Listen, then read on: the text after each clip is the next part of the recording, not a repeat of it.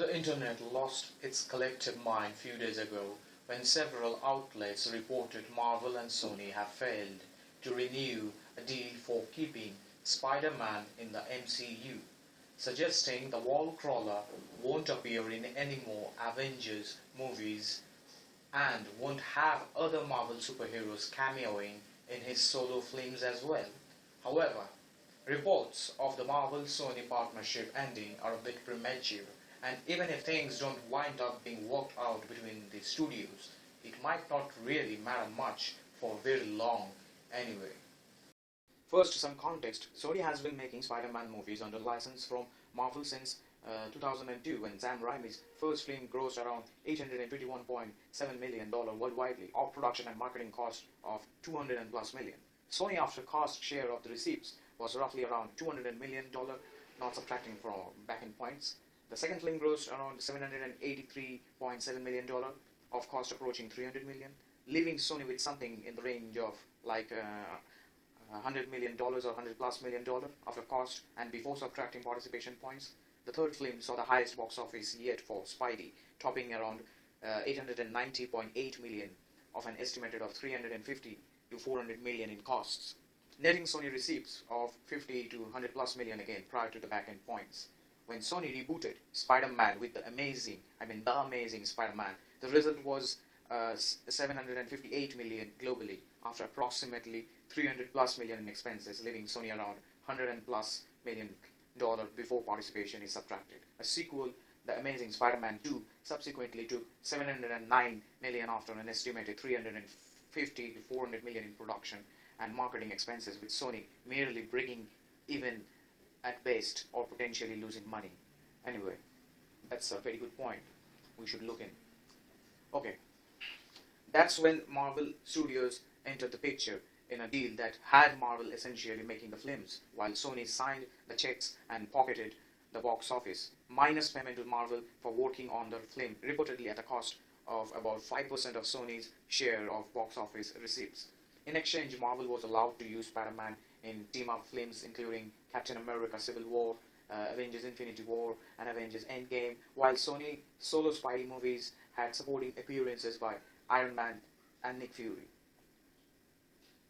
The first Sony solo Spider-Man release within the MCU was Spider-Man Homecoming, which grossed around $880 million in worldwide box office, the second highest of any film in the franchise at that point. Then the sequel Spider-Man Far From Home released this summer, and so far has topped $1.11 billion and still counting, surpassing Sony's previous studio best box office results from 2012's James Bond franchise film Skyfall. Far From Home is still in theaters and increasing its theatrical total, including with an upcoming release over Labor Day weekend that includes additional unseen footage.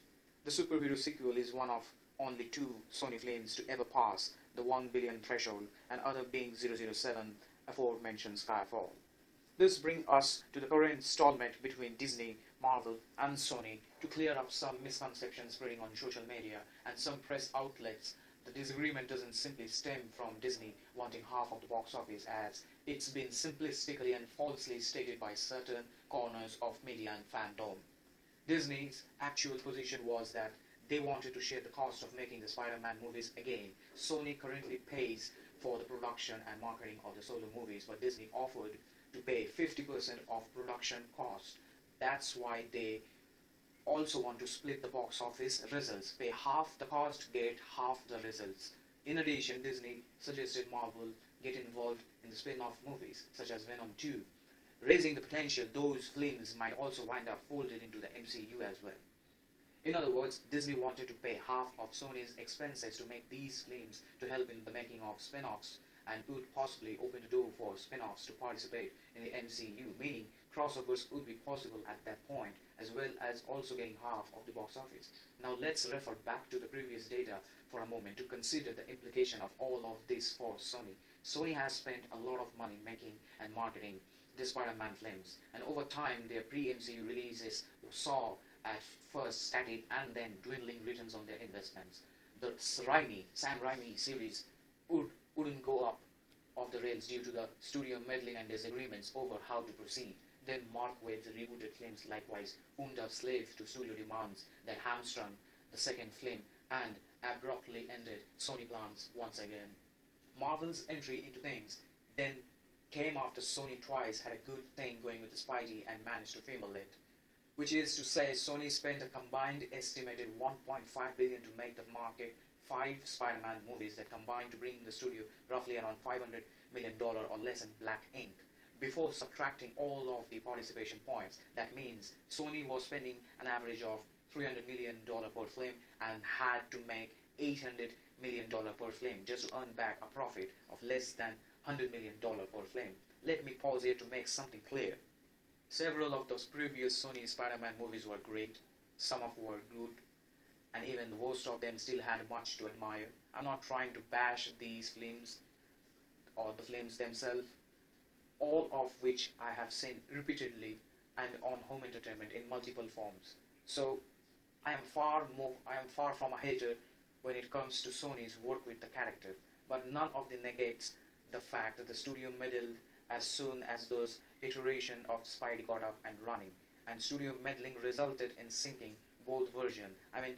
2002 Sam Raimi's Spider-Man and Mark Waid's The Amazing Spider-Man. And these past should serve as a big flashing warning sign to Sony not to head down that same path again. The problem is, having already ignored the warning sign the first time, can they be trusted not to ignore it again? Anyway, back to the math and rational thinking. It takes months to get all of the pre-production dealing out of the way and complete a shooting script, and then about a year to film, edit, add visual effects, and market a film of the scale of a Spider-Man movie. All told, then it's roughly 15 to 18 months of investment before the film hits theaters, and then another few months to recoup box office revenue. So, Spider-Man Far From Home, for example, got moving in the fall of 2017, started shooting in summer 2018, and released in summer 2019. The point is, Sony is spending a whole lot of money and needs these films to perform better than they have in the past to make it worth the investments. Luckily, Marvel Studios knows how to make films that perform at the level Spider-Man needs to perform for Sony. Part of the reason these latest 2 MCU-type solo web-slinger releases have been so popular is the fact the audiences love the MCU and they love seeing Spider-Man interacting with the Avengers and seeing the Avengers or S.H.I.E.L.D. appearing in the solo Spidey flicks. There is no point in trying to argue about it. Marvel Studios made the Spider-Man movies into mega hits again, and Marvel Studios turned Spider-Man back into Sony's biggest release of all time. The fan base for the MCU is the biggest fan base for any franchise of films in the world in the history of cinema. The MCU will continue to be wildly popular and wildly profitable for a long time, with or without Spider-Man. The same, however, cannot necessarily be said for Spider-Man in relation to losing his connection to the MCU. We have seen Spider-Man movies fall from grace. We have seen the franchise experience diminishing returns. We have seen Sony repeatedly have their hands on a golden goose only to end up with the goose cooked. So the fact the past 2 MCU Spider-Man films were huge hits doesn't remotely guarantee that the next 2 Spider-Man films will be the same sort of hits without connection to the MCU. Protecting the strength and success of Spider-Man then means the clearest, most secure and best path forward is to remain in the MCU. The fact Spider-Man is the most important IP Sony has, so much so that without it, Sony financial situation would be weak. It's also no secret that Sony Pictures is likely to wind up bought by another company at some point in the next couple of years. For all of the reasons, the much larger and more successful 20th Century Fox did the math and realized they couldn't compete long-term in a marketplace requiring a larger stable of branded IP, global multimedia footprint, and marketing power than Fox had, relative to more financially successful and IP-laden studios. If and when Sony winds up in a merger with a company like Netflix, Amazon, or Apple, the Spider-Man IP will revert back to Marvel, and it's unlikely anyone currently involved with the IP at the Sony will get a dime when that happens. Which means anyone at Sony hoping to maximize the value of Spider-Man IP and cash in on it will inevitably face a lower level of compensation without Marvel involved than they would if Marvel remain part of Spider-Man's future. A co-producing deal with Marvel, as Disney offered, means a major decrease in Sony's share of cost in making the films while expanding the value of Spidey spin-offs. It also increases the buzz and fan anticipation for the rest of Sony's spin-off slate and instantly puts those characters squarely in the must-see zone for the global MCU audience in a way that simply isn't on the same level for the characters on their own. Initial reports about the fracturing of the relationship between Disney, Marvel and Sony made it sound as if both sides already walked away and claimed Sony made no counteroffer besides saying they prefer to be simple or prefer to simply keep their deal unchanged. But it would be absurd for Sony not to even make a counteroffer and to instead expect Marvel would keep making solo Spider-Man movies for Sony and letting other Marvel heroes appear in those solo films without expecting a renegotiation of terms after Marvel clearly helped carrying the franchise to new heights. MCU films in which Spidey appeared would still be massive blockbuster hits without him. That's no insult to Spider-Man, but rather a testament to the power of the MCU brand. So yes, of course, Marvel was bound to think Sony would see how well things turned out and agree to keep the gravy train rolling by making a deal giving Marvel more control to put their own money into solo movies in exchange for a slice of the box office pie. Does that mean a 50-50 split of cost and revenue is the only option? Of course not. Which is why Sony should have made a counteroffer instead just suggesting keeping things as it is. If the reports are true, then this suggestion is required. Why not offer Marvel the opportunity to cover 20% of production cost in exchange for 20% of box office for the third Spidey film as a test run with a promise to revisit the terms again when it's time for a fourth movie? Disney Marvel would likely come back with a request to split expenditure and box office 40-60 in favor of Sony, to which Sony could up their counteroffer to 25%, and when Marvel inevitably said that was too small an incremental increase to the first counteroffer, Sony could go to the 30-70 split in their own favor, knowing Marvel will come back with a likely 35% final offer that Sony has every reason to accept. But here's an idea. Sony could reply to Marvel's final offer with their own final offer, including a twist. Marvel covers production cost, Sony covers distribution.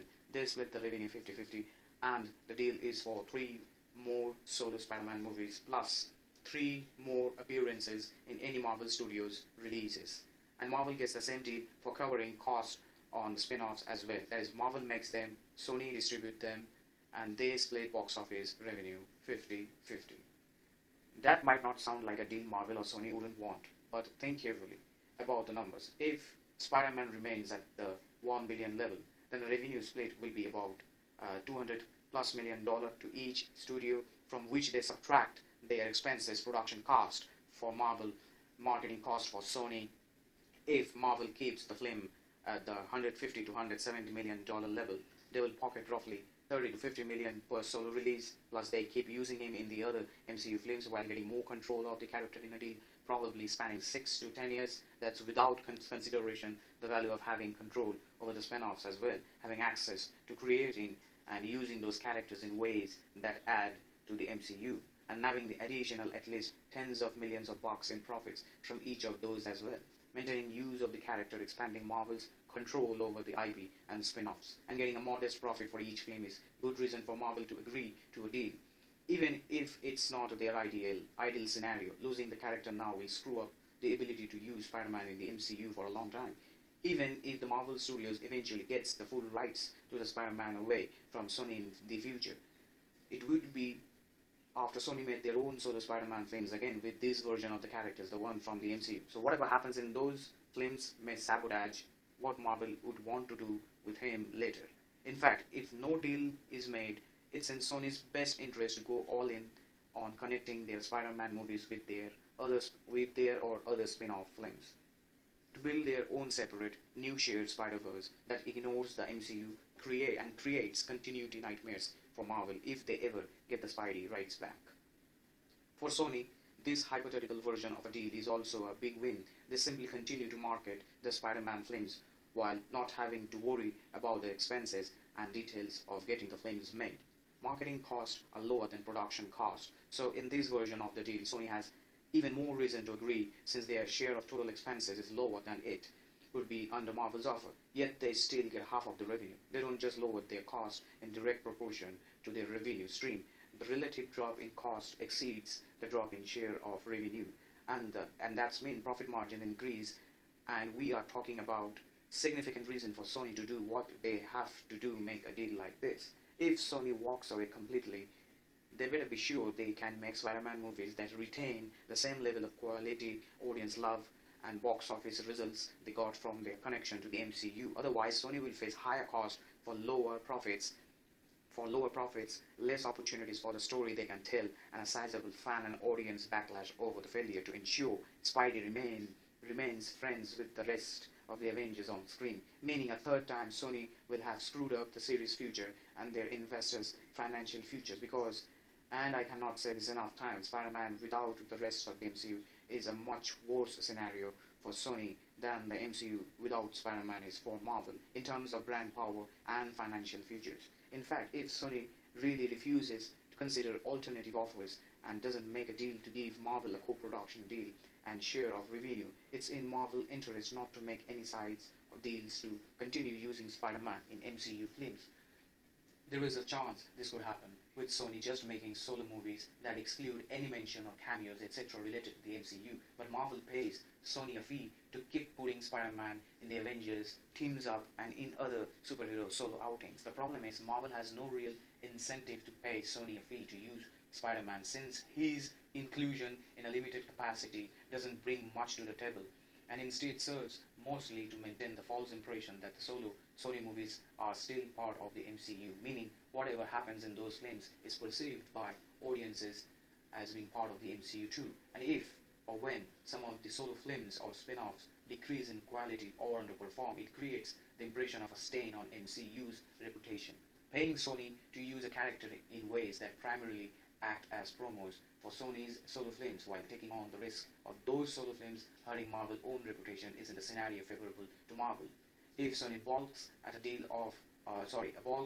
for the solo films, Marvel shouldn't waste time or money on trying to make a deal for the MCU team-ups. On the other hand, if Sony did make reasonable counter-offers and Marvel simply wasn't interested in any deal except their specific 50-50 split, then Marvel needs to rethink their approach on this and not let the opportunity for a continued deal slip away at this point. Things are going well for both parties. There is potential to reach a deal beneficial to both sides, and that avoids a significant mess being made of the character in a way that could sabotage any future chance of reintegrating Spider-Man back into the MCU again in future after an initial split-up. And there is no reason to let things soar over not getting a precise take it or leave it deal at this point. When Marvel wants to keep the deal going, and it's just a question of whether Sony makes the smart choice to send a counter-offer, and whether both parties will avoid brinksmanship in order to reach a fair deal that can make everyone happy. Things have been working out great so far, and it would be foolish to let that slip away, especially for Sony, since they stand to lose everything and gain nothing by brinksmanship or ending the relationship with Marvel. I hope we would hear a good news from them. Till then, stay tuned, stay happy.